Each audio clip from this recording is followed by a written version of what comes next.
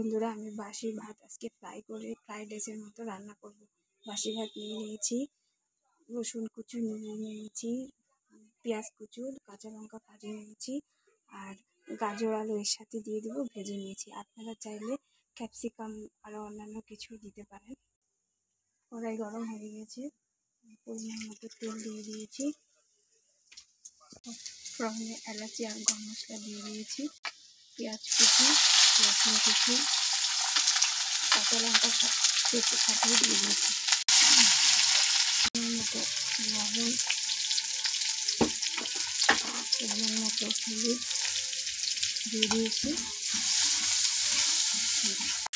এবার আমি বাকি ভাতটা দিয়ে দিচ্ছি।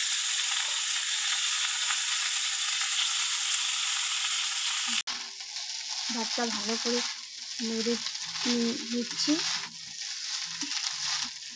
গাজর আলু ভাজাটা দিয়ে দিন।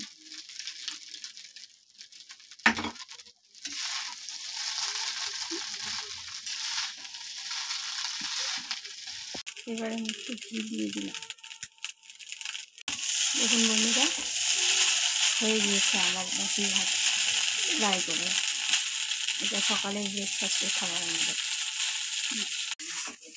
দেখুন বন্ধুরা, হয়ে গিয়েছে, এবার আমি নামিয়ে নিচ্ছি।